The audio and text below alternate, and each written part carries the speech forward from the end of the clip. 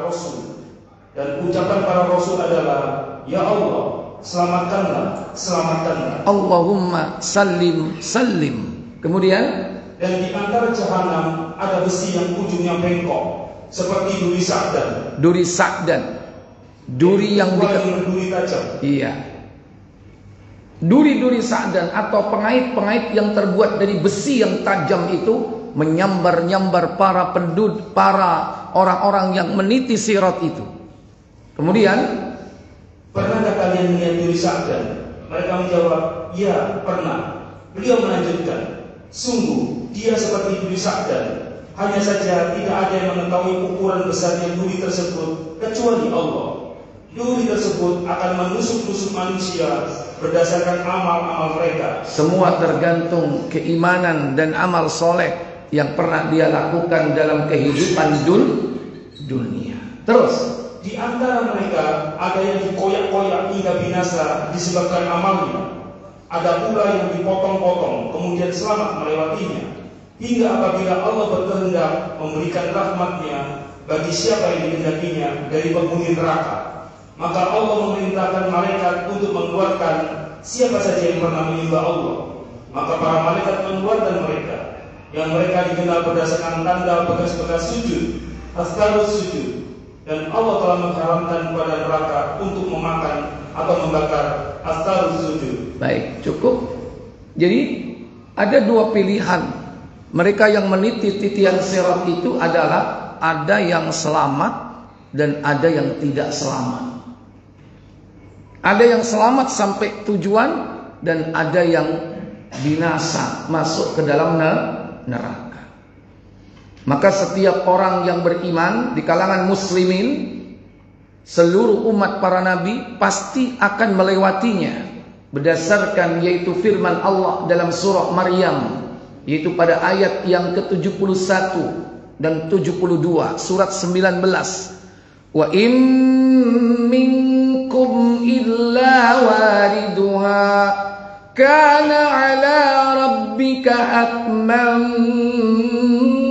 maqdiya thumma nunajji alladhina ittaqaw wa nadharu adh-dhalimin wa nadharu adh-dhalimina fiha jithiya.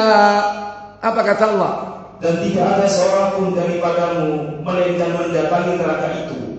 Hal itu bagi Rabbmu adalah suatu kemestian yang sudah ditetapkan. Kemudian kami akan menyelamatkan orang-orang yang bertakwa dan membiarkan orang-orang yang zalim di dalam neraka dalam keadaan berlutut. Baik, baca tafsirnya ayat ini, surat 19, surat Maryam ayat 71-72. Di kalangan para sahabat dan para tabi'in, mereka kebanyakan berpendapat bahwa semua pasti akan masuk ke dalam jahanam. Tetapi pengertian masuk itu adalah bukan masuk ke dalam nerakanya, tapi melewati pada sisi atasnya, yaitu dengan meniti sirat itu. Berarti dia masuk ke dalam wilayah neraka jahanam, tapi bukan masuk ke dalamnya. Kalau masuk ke dalamnya berarti pasti dia binasa, berarti dia akan disiksa di dalamnya. Baik, mulai awal. Imam Ahmad mengatakan. Apa kata Imam Ahmad? Dari Abu Sumayyah yang mengatakan, kami berselisih pendapat tentang makna al-wurud atau mendatangi yang ada dalam ayat ini. Sebagian dari kami mengatakan bahwa neraka jahanam tidak dimasuki oleh orang-orang mukmin. Sebagian lainnya mengatakan bahwa semua manusia memasukinya. Kemudian Allah menyelamatkan orang-orang yang bertakwa. Kemudian saya bersua dengan Jabir bin Abdullah. Ya, apa kata Jabir bin Abdullah, merupakan sahabat dekat Nabi sallallahu alaihi wasallam. Kutanyakan kepadanya masalah tersebut. Sesungguhnya kami berselisih pendapat tentang makna al-wurud. Apa maknanya? Jabir menjawab, semuanya mendatangi neraka. Sulaiman bin Murrah mengatakan bahwa mereka semua memasukinya. Lalu ia mengisyaratkan kedua jari telunjuknya ke arah kedua telinganya dan mengatakan bahwa ia akan diam seandainya belum pernah mendengar. Rasulullah SAW bersabda, tiada seorang pun yang bertakwa dan tiada pula seorang pun yang durhaka melainkan memasuki neraka. Maka neraka jahanam bagi orang mukmin terasa sejuk dan menjadi keselamatan sebagaimana yang pernah dialami oleh Nabi Ibrahim, sehingga neraka terdengar bersuara gemuruh karena sejuknya mereka. Kemudian Allah SWT selamatkan orang-orang yang bertakwa dan membiarkan orang-orang yang zalim di dalam neraka dalam keadaan berlutut. Lanjut. Terus. Hadis berpredikat qawi. Para ahli hadis tidak ada yang menentangkannya selain dari Sulaiman ibnu Murrah. Al-Hasan ibnu Arafah mengatakan, telah menceritakan kepada kami Marwan ibnu Muawiyah dan dari Bakar ibnu Abu Marwan, dari Khalid ibnu Ma'dan yang mengatakan bahwa ahli surga setelah memasuki surga berkata, bukankah Tuhan kita telah menjanjikan kepada kita akan mendatangi neraka? Allah SWT berfirman, kalian telah mendatanginya sedang neraka dalam keadaan padam. Ya, jadi ini pendapat-pendapat yang mengatakan bahwa pasti manusia itu akan mendatanginya. Cuman di situ berbeda pendapat tentang mendatanginya. Mendatangi di arah mana?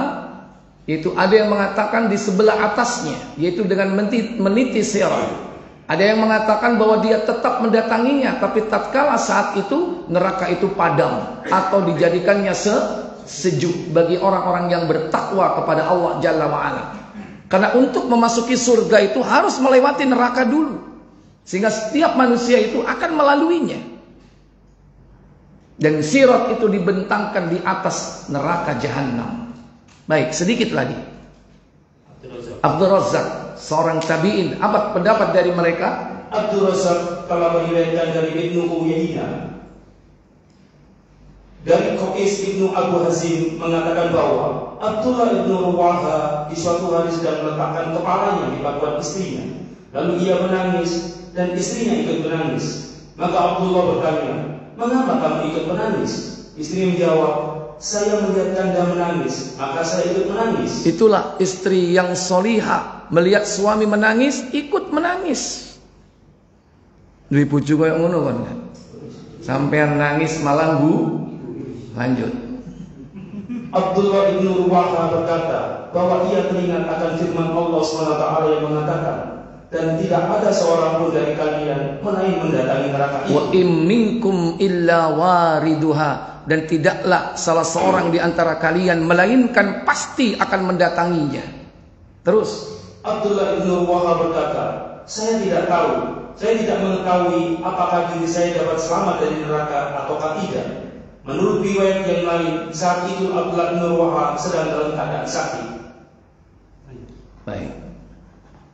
Kemudian selanjutnya Allah Tabaraka wa Ta'ala akan membagi-bagi orang-orang yang melewati neraka di atasnya itu dengan pembagian yang paling pokok, yaitu antara selamat dan tidak selamat.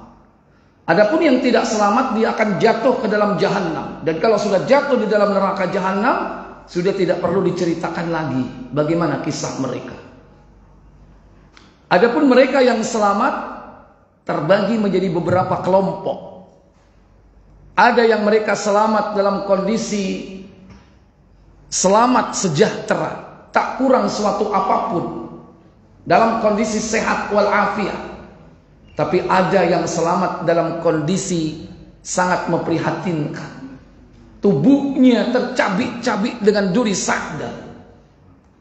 Maka di dalam beberapa riwayat mereka akan dibagi menjadi 3 kelompok. Baik. Nah, orang-orang yang meniti sirat itu saat itu melihat kondisi dalam gelap gulita. Maka orang mukmin akan diberikan oleh Allah cahaya. Cahaya mereka memancar di depan dan di belakang, di sebelah kanan mereka. Itulah orang-orang yang beriman dan bertakwa kepada Allah Jalla wa'ala. Adapun orang-orang munafik, mereka tidak memiliki cahaya ketika meniti sirat itu. Sehingga dia dompleng cahaya siapa? Dompleng cahaya temannya. Itu orang-orang yang beriman, yang saat itu berbarengan dengan mereka. Buka surah Al-Hadid, yaitu surah yang ke-57, yakni pada ayat yang ke-12 dan ke-13. Allah Jalla Jalaluh berfirman dalam ayat tersebut,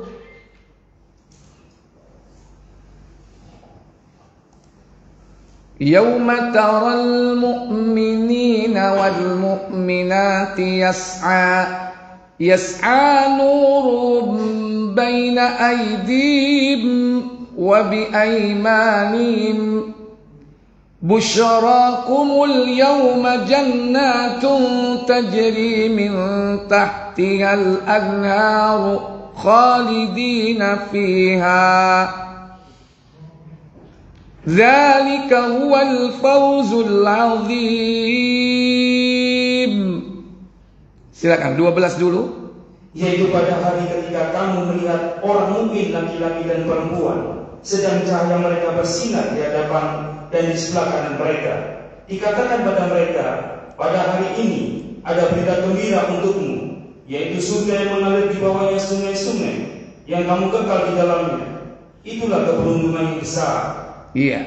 Jadi cahaya orang-orang beriman itu memancar baina aidihim, di depan mereka, wa bi aimanihim, dan juga di mana? Di sebelah kanan. Cahaya itu sudah dibangunnya sejak dia di muka bumi ini, hidup di alam dunia ini. Mereka senantiasa mendapatkan petunjuk dari Allah Jalla wa'ala dengan Al-Quran dan As-Sunnah yang dia pegang teguh, sehingga dia menjadi orang-orang mukmin. Maka Allah beri dia cahaya. Cahaya itu menerangi perjalanannya. Sementara orang-orang munafik berusaha mencuri cahaya tersebut. Pada ayat 13 Allah Tabaraka wa Ta'ala berfirman, Yawma yaqulul munafiquna wal munafiqatu lilladzina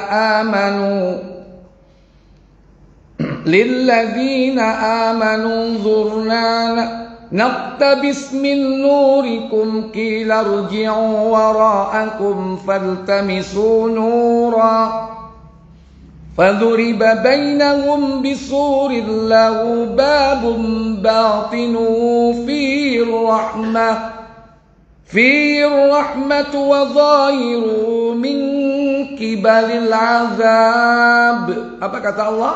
Pada hari ketika orang-orang munafik laki-laki dan perempuan berkata kepada orang-orang yang beriman, apa kata mereka? Tunggulah kami supaya kami dapat mengambil sebagian dari cahayamu. Undurna, entenono aku rek, naktabis min nurikum, supaya aku dapat mengambil cahayamu.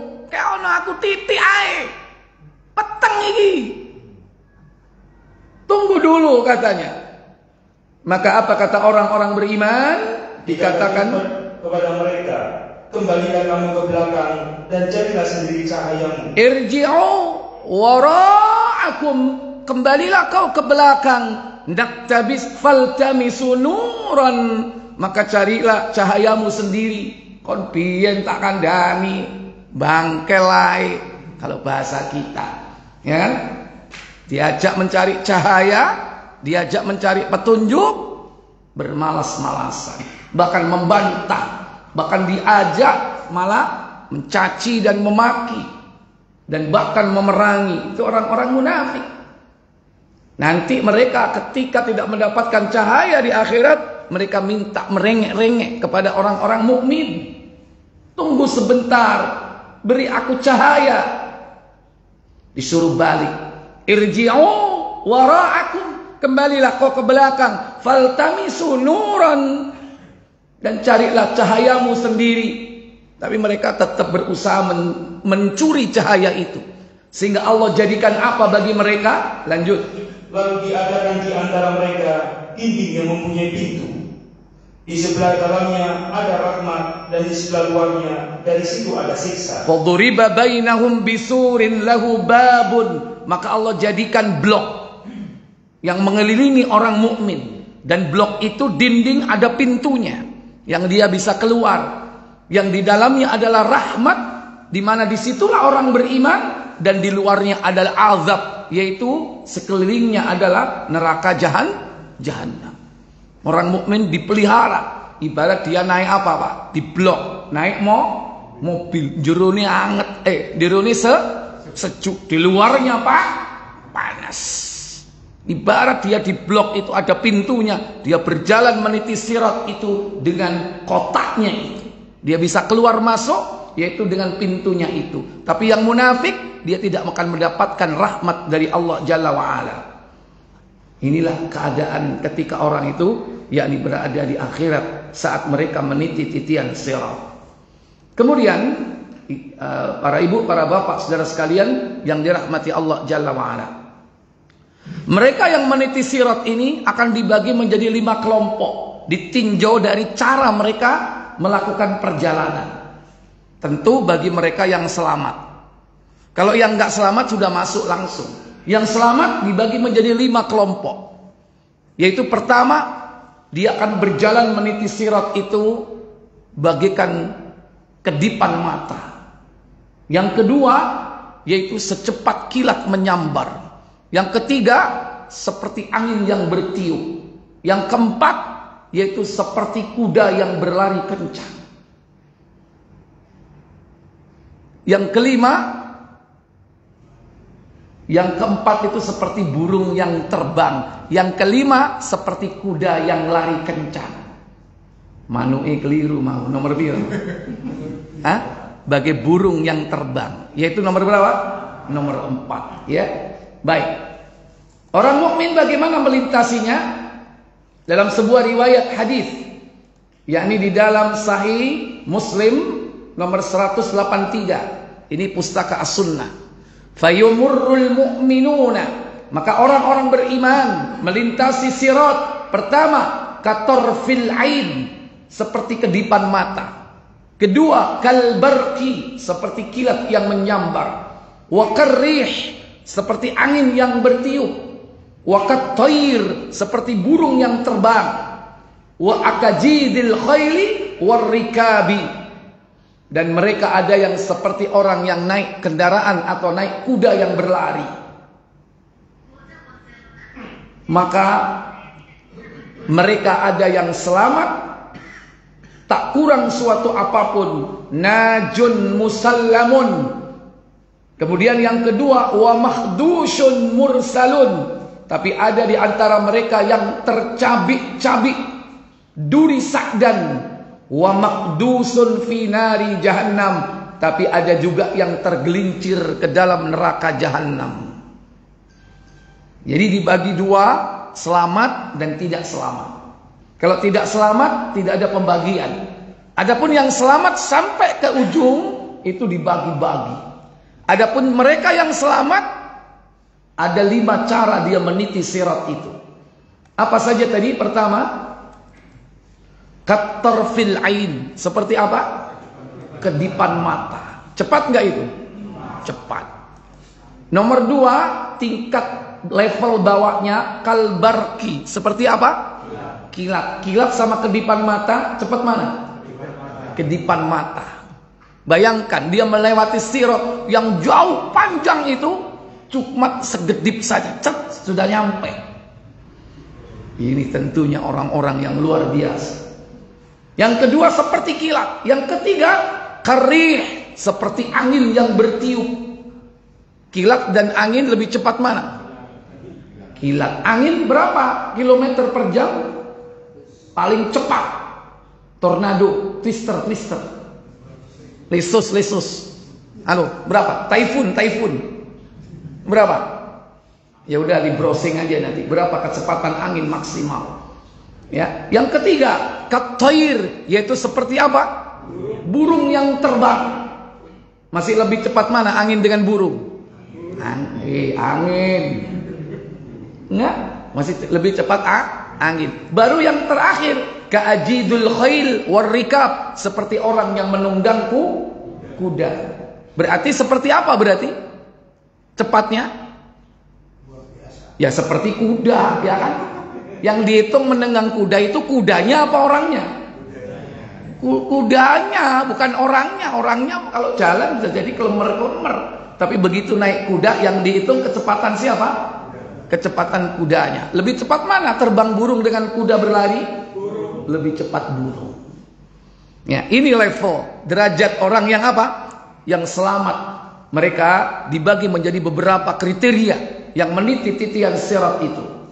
Nah, secara umum mereka dibagi menjadi pertama, najun musallamun, yaitu selamat sejahtera, tak kurang suatu apapun. Jadi lecet dikit aja nggak ada, selamat dia. Yang kedua, makhdusyun mursalun, selamat tapi apa? Tercabik-cabik, dedel, duel. Tubuhnya tercabik-cabik oleh duri sa'dan atau pengait-pengait dari besi, bagaikan duri sa'dan yang tajam. Dan besarnya kita tidak tahu seberapa. Itu mencabik-cabik kulitnya. Dan pada waktu dia melewati itu dalam kondisi telanjang apa berpakaian? Telanjang. Makanya langsung mengenai apa? Kulitnya, dagingnya tercabik-cabik, tapi lumayan selamat. Ya. Tapi yang ketiga, makdusun fi nari jahannam, yaitu mereka yang terjungkal masuk ke dalam neraka jahanam. Adapun yang selamat di sini disebutkan ada dua kelompok. Selamat tak kurang suatu apapun dan selamat tercabik-cabik. Tetapi dalam riwayat yang lain dibagi lagi, yaitu ditambah satu menjadi 3 kelompok. Buka Ibnu Majah 3472 jilid ketiga 3472. Jadi sahabat Abu Sa'id Al-Khudri radhiyallahu taala anhu, ia berkata, iya, silakan, dari Abu Sa'id. Dari Abu Sa'id Al-Khudri dia berkata, Rasulullah SAW bersabda, jembatan Shiratal Mustaqim diletakkan di antara dua tepi api neraka, di atas pohon berduri seperti berdurinya pohon sa'dan. Kemudian para manusia melintasinya. Maka di antara manusia ada yang selamat dengan baik, tidak terluka. Iya, najun musallamun. Kedua, ada pula yang selamat dengan luka. makhdusyun bi, selamat tapi tercabik-cabik. Kemudian yang ketiga, kemudian ada yang selamat sedang ia tertahan. iya, summa najin muhtabasun bih, selamat tapi dia tertahan. Yang ke berapa ini? Yang ketiga. Ditambah lagi yang keempat, serta ada pula yang selamat dalam keadaan terbalik. mangkusun fiha, selamat tapi dalam kondisi terbalik, kepalanya di bawah, kakinya di atas, tapi bukan sirkus. Itu bagian dari siksa. Jadi dia berjalan di atas kepalanya, terbalik, tapi selamat. Enak endi mlebu jahanam apa kuali? Ya apa dil ta? Oh. Jadi donga kan kok. Ya. Jadi ternyata mereka yang selamat dibagi pertama apa? Najun musallamud, selamat sejahtera, tak kurang suatu apapun. Yang kedua, makhdujun bi, selamat tapi tercabik-cabik, atau makhdusyun atau makhdujun, sama, tercabik-cabik, pengait-pengait seperti duri sa'dan. Yang ketiga, muhtabasun bi, selamat tapi dia tertahan. Dia tidak bisa langsung masuk surga, ditahan dulu. Kenapa? Ada urusan yang diselesaikan. Di mana dia tinggal?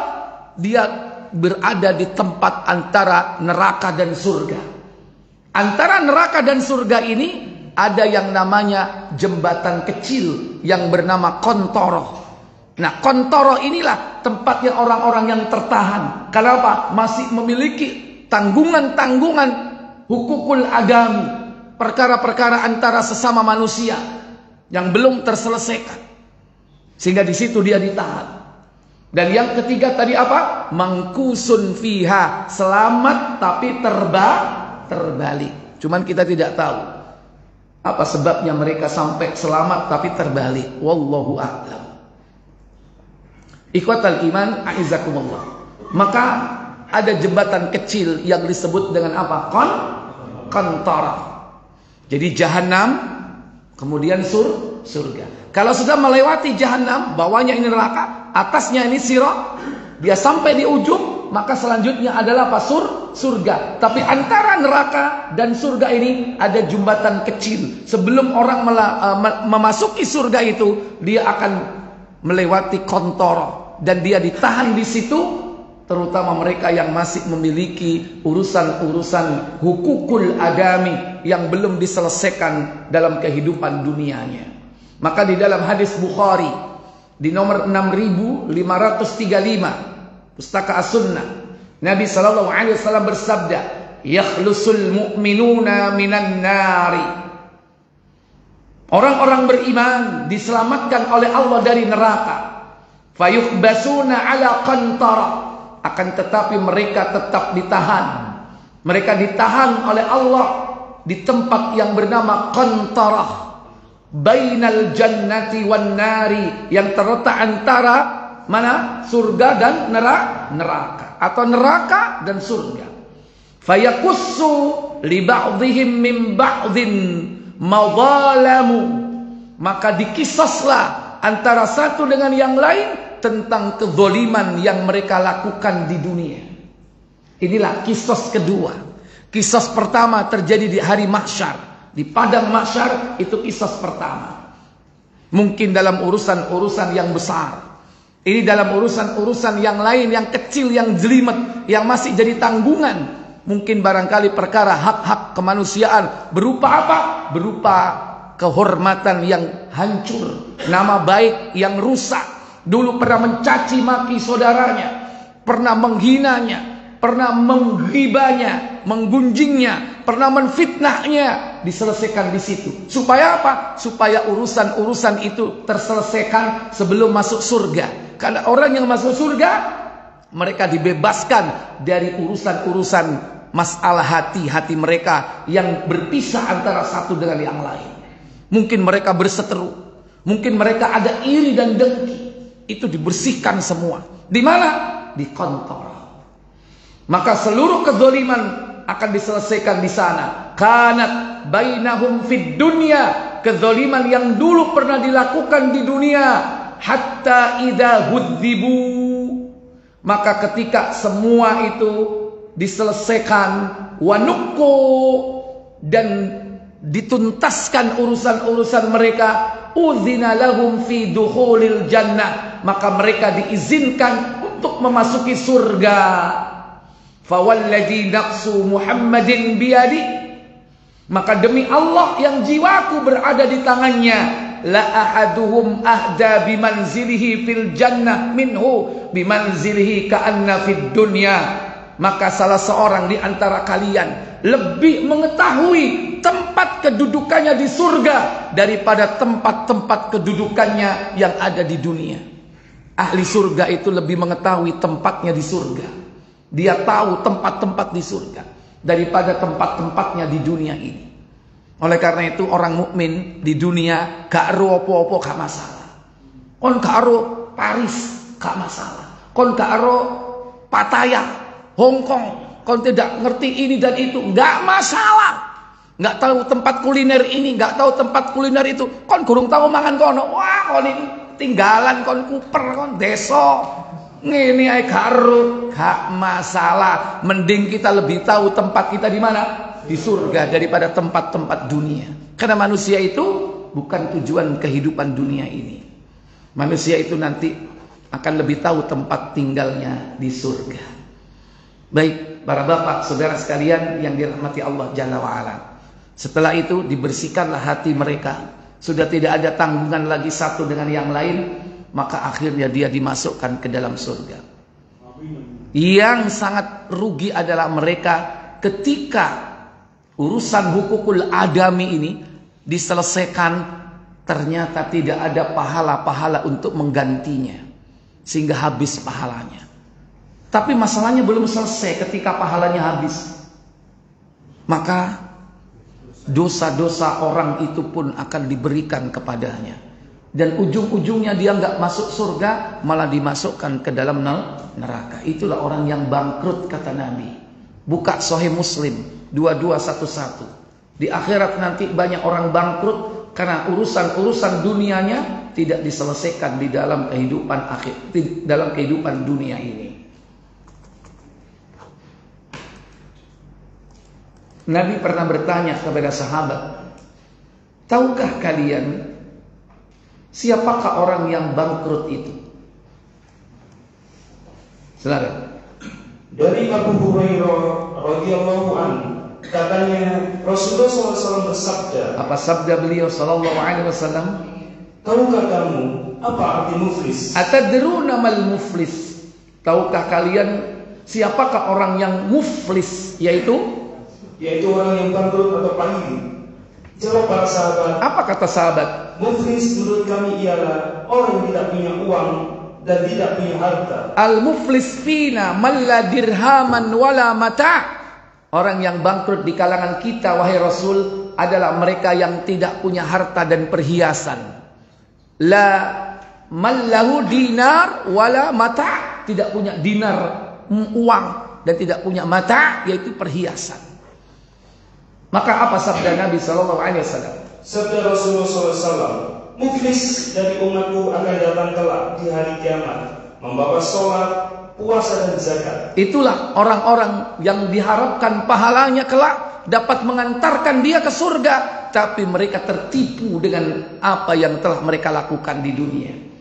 Dia membawa pahala, tapi pada saat yang sama dia membawa dosa-dosa yang akan menghancurkan pahalanya.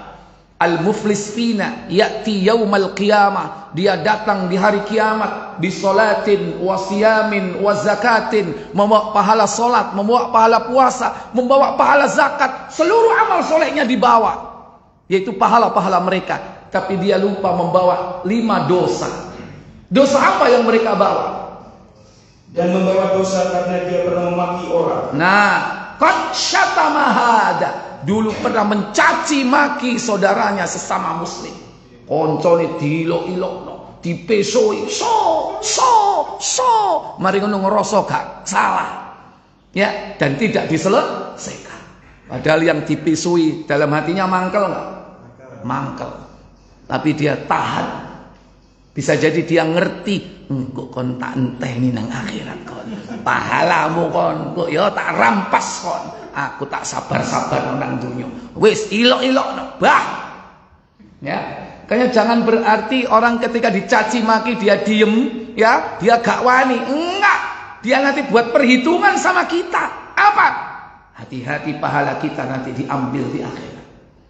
Ya, makanya kita harus datangi orang-orang yang pernah kita caci dan maki. Datangi sepurone yo, Cak, aku biyen sering ngelokno awakmu, Cak yo.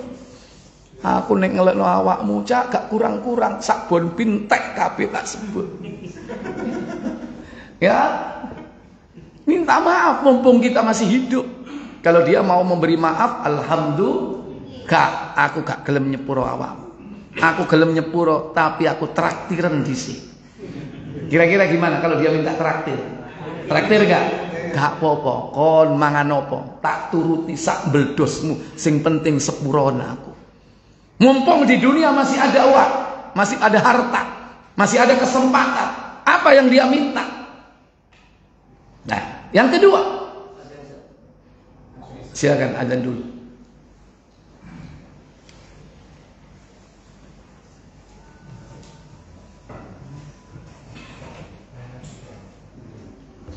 Turun.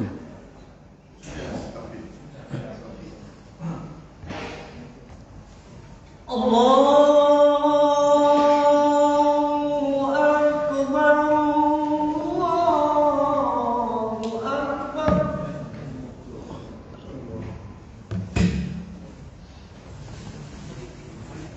Allahu Akbar, Allahu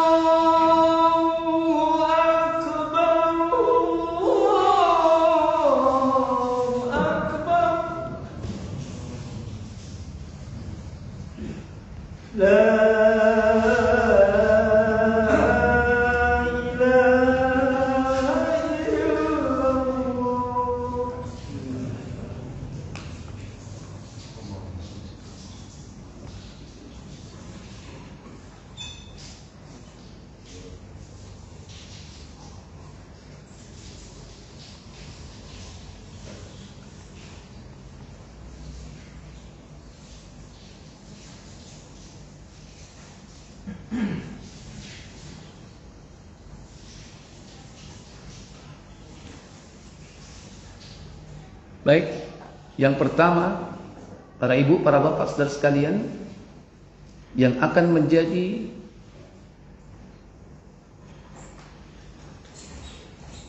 tanggungan manusia ketika berada di kontor, yaitu dosa yang dilakukan di dunia berupa cacian dan makian. Yang kedua, apa itu? Pernah menuduh orang. Wa qadzafa hadza. Pernah menuduh orang. Kalau mencaci maki, memaki orang itu di hadapannya terang-terangan. Tapi kalau menuduh bisa jadi tanpa sepengetahuannya. Di balik orang itu, ketika orang itu tidak ada, maka dia tuduh orang itu begini dan begitu. Dia fitnah orang itu tanpa ada bukti-bukti, atau dia gunjing, dia bicarakan aibnya. Yang ketiga, pernah memakan harta orang. Wa akala mala hada, pernah memakan harta saudaranya sesama muslim. Sesama muslim dicuri barangnya, diintik, diambil tanpa sepengetahuannya, baik terang-terangan ataupun sembunyi-sembunyi. Dimakan harta saudaranya itu. Tonggoe duwe peleme digoteki. Alasane apa? Nyidam. Salane wit peleme ngelewer nang omahku. Berarti iki wekku. Padahal tidak boleh. Harus izin yang punya pohon. Itu sama dengan memakan harta. Pengajian oleh kotak isi limo. Dipangan loro kalek telu. Waktu sholat kotake tekek mburi kabeh. Begitu mulai digawa sampai oma, lho kok dadi 5. Padahal mau wis dipangan piro? Loro. Kok dadi 5 tetep. Ya kan? Berarti dia ngambil punya siapa? Punya temannya. Berarti yang 3 halal, yang 2 apa? Hah? Statusnya haram, nggak boleh dimakan. Itu yang keliru. Iki mau rek 5 tak delok iki. Kok dadakno karek loro, sing enak pisan sing ilang. Ya kan? Sopo iki sing njopok iki? Kalau kita makan itu yang 2 yang tidak halal itu, berarti kita makan harta saudara kita. Ya, hati-hati. Jangan gampang-gampang makan harta orang lain yang bukan milik kita. Wis dibagi aku dhewe-dhewe, aku ae koncone dimbak, disikat. Nganggur iki rek, tepaan ngelak males njupuk dhewe. Iki ae koncone bingung, aku nang endi iki? Rasaku aku wong njupuk nang kene kok hawa. Wasafaka dama hada. Yang kelima, yang keempat, pernah membunuh orang, apalagi sampai menumpahkan darah. Dan yang ketiga, dan pernah memukul orang. Wa daraba hada, kon ben tau gepuki sapa, ngantemi sapa. Lho kenek kon ngaku, ya kan? Kon tau ngantemi sapa, kon nek tau dadi security. Ayo kon, ya kan? Enggak ada alasan. Ya. Kadang-kadang mestinya ngantem sekali, iki enggak kesempatan ono sansak iki. Ono sansak urip iki suwe wis pegel kabeh iki. Ya, enggak latihan. Hati-hati. Pernah memukul orang. Apa yang terjadi nanti? Lanjut. Maka diberikan pahala kebaikannya kepada orang-orang yang dizaliminya. Iya. Fayu'ta hadza min hasanatihi wa hadza min hasanatihi. Diambillah pahala orang amal solehnya itu, diberikan kepada orang yang dizalimi. Kemudian, jika pahala kebaikannya habis sebelum terbayar lunas kepada orang yang dizaliminya, fa in faniyat hasanatu qabla ayyuqda, sebelum urusannya selesai, pahalanya itu habis sementara urusannya belum selesai. Sementara pahalanya habis, tapi masih datang orang lain, ya, menghadap kepada Allah. Ya Allah, dulu pernah saya, ya Allah, numpak bis didek sikilku, ya Allah. Sikilku didek malah dhek sing ngamuk. Karena prinsipnya wong Surabaya, mumpung durung diamuk, tak amuk dhisik. Sikil sembarangan, kapok kon tak idek. Ya. Nah, sementara sing didek wong Solo, wis nun sewu, suku kula tasik kangge nun sewu. Sing nitik wong Surabaya tambah apa? Ngamuk-ngamuk, ya kan? Wong Solo tambah mengker. Begitu sampai Ngawi terpisah. Garo iki sapa? Wong ndi? Sampai hari ini kita nggak tahu, ya kan? Nanti urusannya di mana? Di akhirat, nanti ketemu di Kontoro. Ya Allah, aku wong Ngawi, ya Allah. Pernah diitek sikilku di dunia, ya Allah. Disitulah nanti diambil pahala kita. Ya kan? Maka kalau sudah tidak punya pahala, apa yang terjadi? Maka diambil dosa-dosa mereka yang dizaliminya, lalu ditimpakan kepadanya, kemudian dia dilemparkan ke neraka. Ukhidha min khatayahum, maka diambillah, yakni dosa-dosa mereka itu. Faturihat alaihi, ditimpakan kepada orang itu. Faturiha finnari, maka dia pun dicampakkan akhirnya ke dalam neraka. Gak sido mlebu surga, malah nyemplung neraka. Makanya jangan kita sekali-kali gampangkan hukukul adami. Tahu ngelokno wong, tahu mencaci, tahu misoi wong, tahu ngelabrak wong. Sementara kita merasa yang benar, padahal kita yang salah. Itu akan jadi tanggungan di akhirat, dan itu akan menghabiskan pahala kita. Makanya orang kalau belajar Al-Quran dan Sunnah, orang itu jadi baik. Dan orang itu nggak suka berkelahi. Kenapa? Takut nanti di akhirat. Makanya orang Islam itu cinta damai. Walaupun dalam Islam itu boleh membalas satu pukulan, dibalas satu pukulan. Itu keadilan. Tapi kadang angel, nek wis dikaplok, gak ngaplok tok balas sak jejeke. Ya kan? Kaplok balas kaplok impas, tapi enggak mari ngaplok jejek. Jejekan ini nanti yang akan dihitung oleh Allah sebagai kezoliman. Kalau orang sudah hawas, sudah marah, wis gak mikir. Ya, dogol ae, dogol terus. Ya. Baik, saya pikir ini pelajaran kita untuk malam ini, ya. Hati-hati dengan nanti di dalam kontoroh itu nanti diselesaikan kisos kedua. Baik, silakan kalau ada pertanyaan. 1, 2, semoga 1, 2.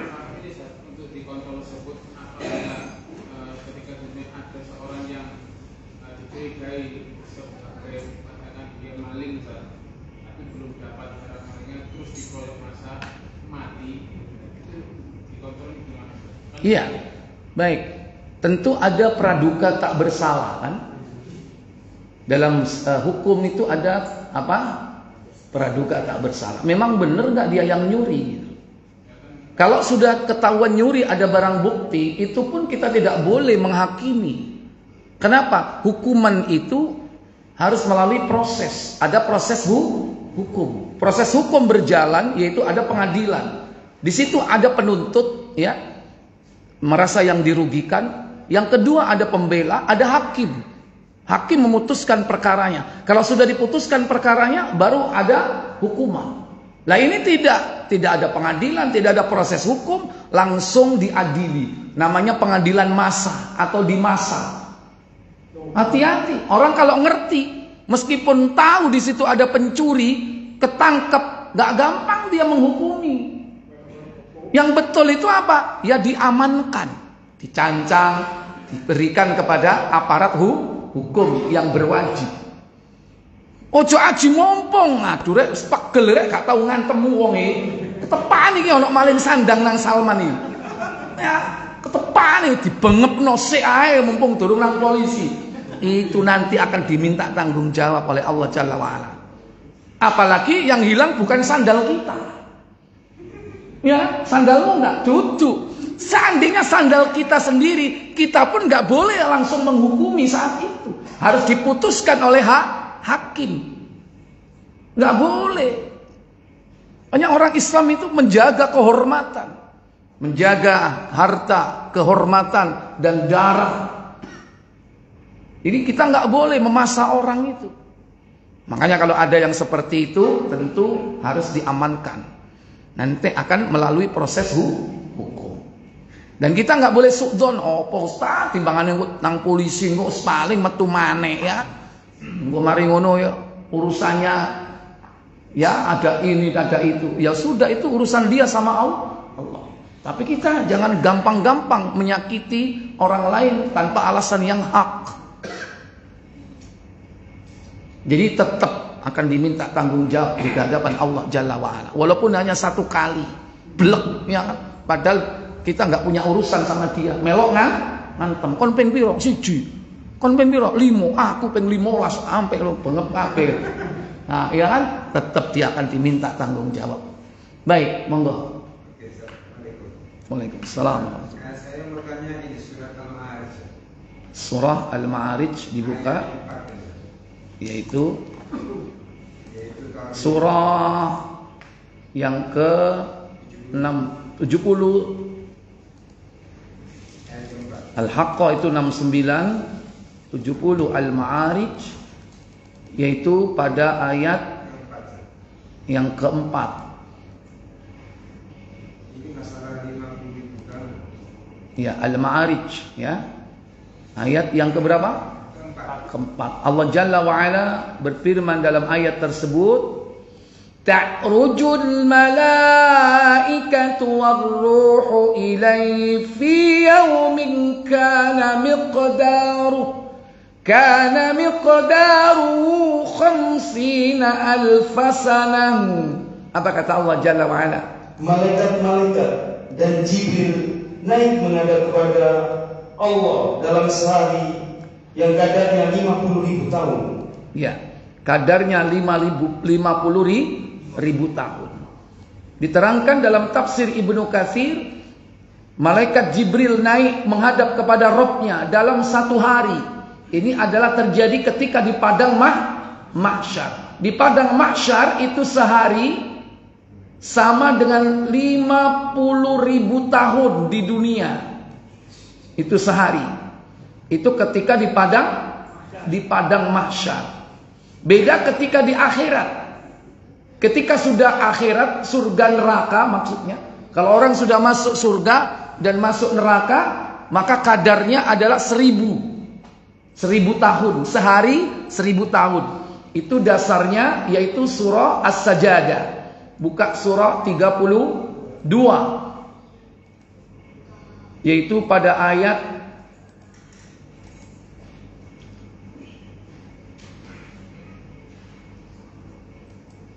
surah 32 ayat yang ke-4 kalau tidak salah. Alif Lam Mim Tanzilul Kitabi min Rabbil Alamin am yaquluna iftara bal huwal haqqu min rabbika litunzira qauman ma unzira aba'ukum fahum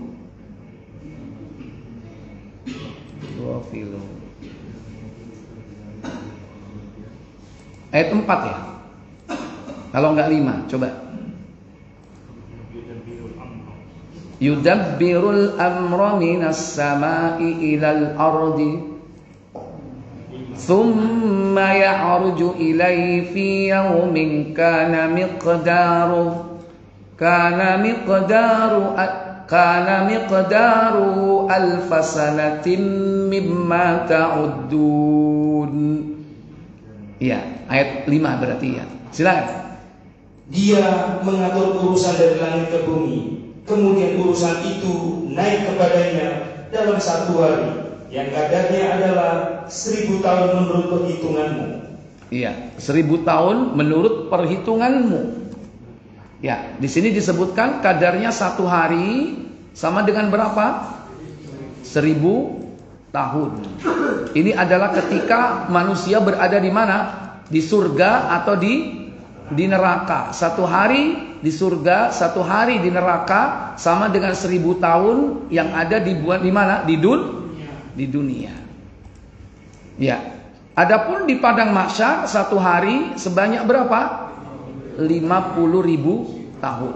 Ya. Jadi ini didasarkan juga dari sabda Nabi Sallallahu Alaihi Wasallam di hadis Muslim nomor 940. KBC, coba dicek 940.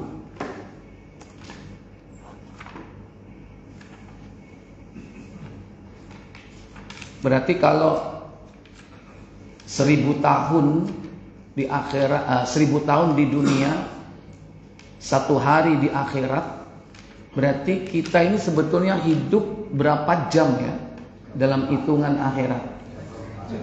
1,5 jam. 1,5 jam. Pendek singkatnya?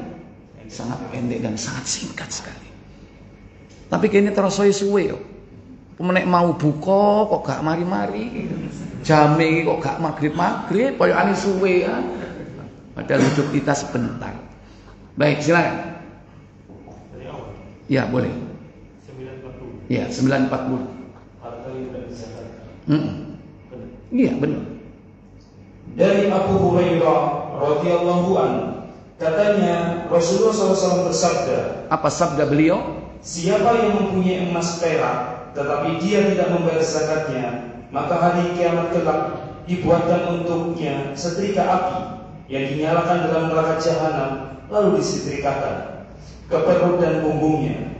Setiap setrika itu dingin, dipanaskan kembali, lalu disetrikakan pula kepadanya. Begitulah berulang-ulang setiap hari selama 50 tahun. Selama 50 tahun. Terus sampai perkaranya diputuskan. Setelah itu barulah dia melihat jalannya keluar. Ada kalanya ke surga dan ada kalanya ke neraka. Setelah itu dia diputuskan perkaranya, baru dia melihat jalannya keluar. Ada kalanya ke surga, ada kalanya ke neraka. Berarti ini sudah surga atau neraka? Belum, berarti ketika di padang mahsyar. Jadi ini masih di padang mahsyar, sudah ada siksa bagi mereka yang tidak menzakatkan hartanya, emas dan peraknya. Baik, lanjut. Lalu beliau ditanya orang, ya Rasulullah, unta bagaimana? Tidak ada kecualinya pemilik unta yang tidak membayar zakat untanya. Jawab Rasulullah SAW, termasuk juga di dalamnya kewajiban memerahnya ketika dia dibawa ke tempat minum.